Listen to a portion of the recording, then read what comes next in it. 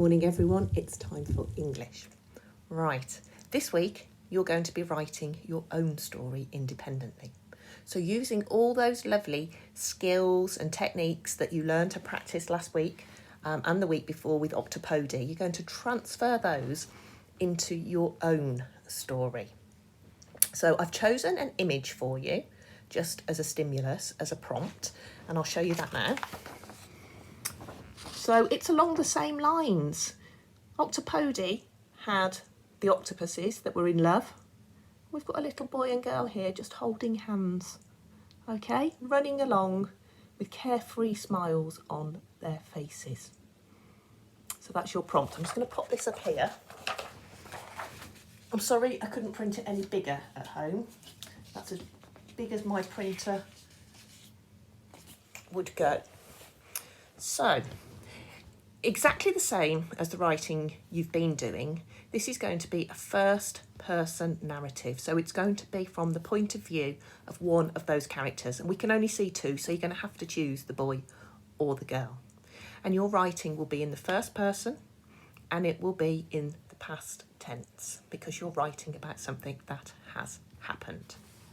Okay, now, before you can start planning or writing or anything, you maybe need to ask yourself some questions about the picture. Who are they? Maybe they're brother and sister. Maybe they're best friends. Maybe they're each other's first boyfriend and girlfriend.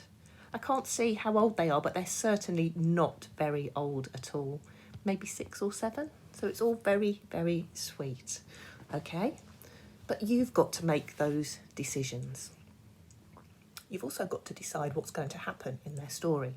I don't think one of them's going to get pulled out of a tank, put in a cool box and driven off by a mad van driver. But what will happen to them?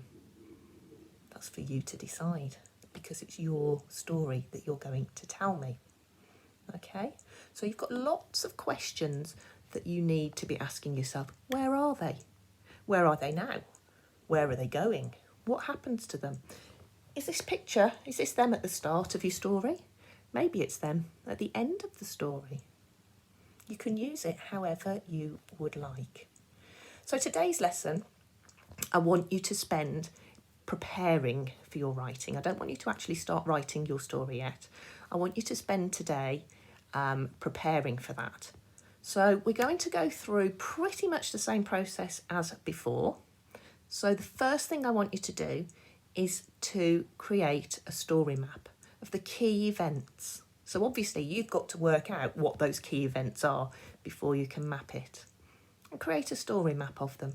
Remember, put the emotions on. The more detail you can put into your story map, the easier the actual writing becomes. So it's worth investing this time at the start, okay?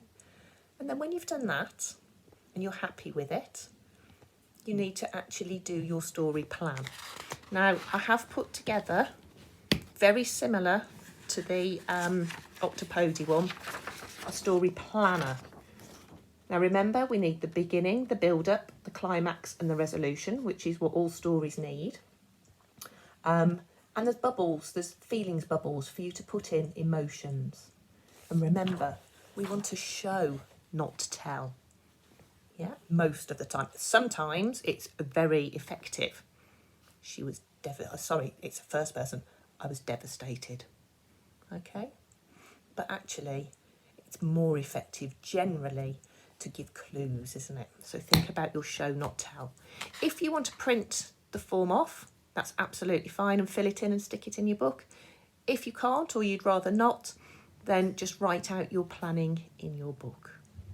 Okay, so just think very carefully, put that effort in today, make sure you're very clear of what you want in your story, okay?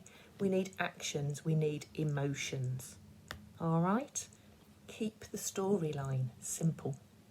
There was nothing complex about the storyline of Octopody. It was very, very simple. But the action was absolutely packed into it. Do the same, okay? I hope you're going to have fun with this. I hope you're going to produce some absolutely fantastic writing. I'm sure you are, but not today. It's just planning and preparation today. So I'm going to leave it with you, and I'll come back to you with the next steps tomorrow. See you then. Bye.